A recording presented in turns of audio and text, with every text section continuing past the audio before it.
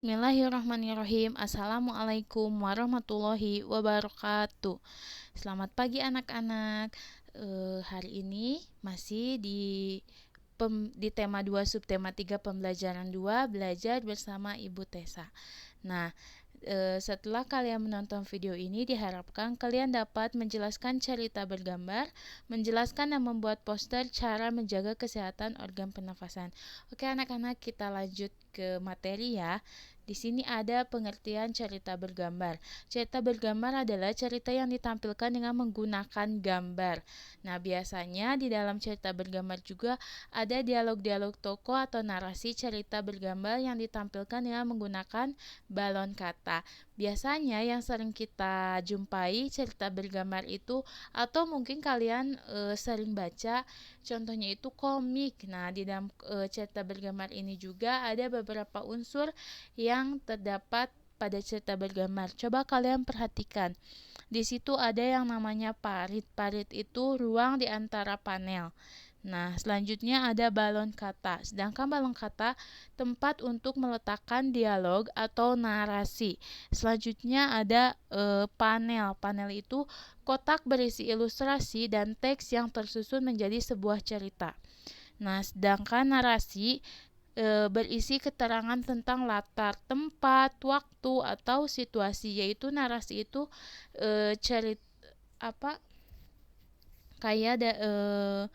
kayak pengantar seperti itu yang menjelaskan ini tempatnya di mana, waktunya jam berapa, situasinya itu bagaimana.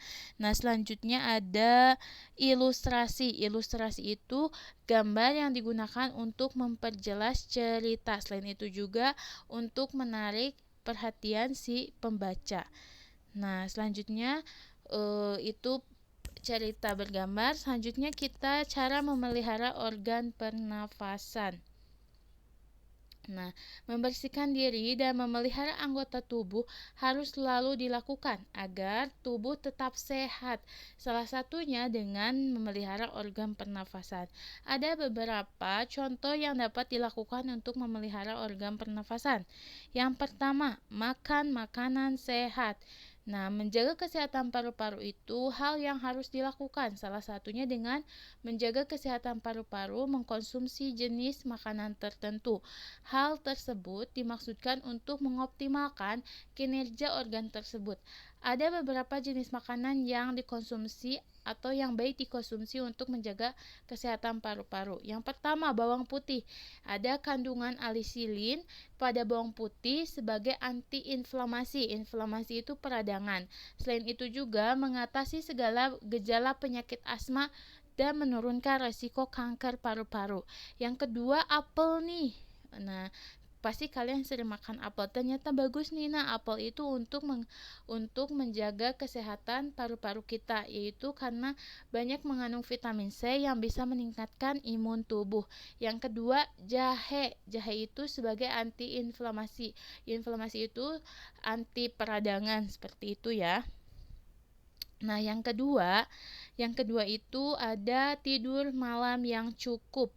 Nah, jangan suka begadang karena ada waktu ideal tidur anak-anak sekolah seperti itu.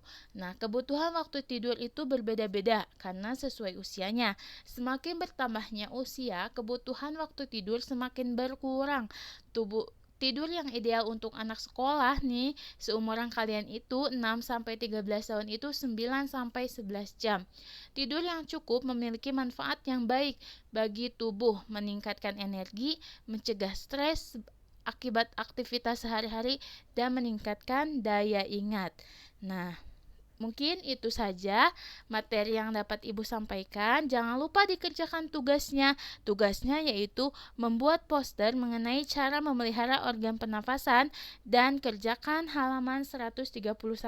Tetap semangat anak-anak mengerjakan tugasnya. Terima kasih yang sudah menyimak. Wassalamualaikum warahmatullahi wabarakatuh.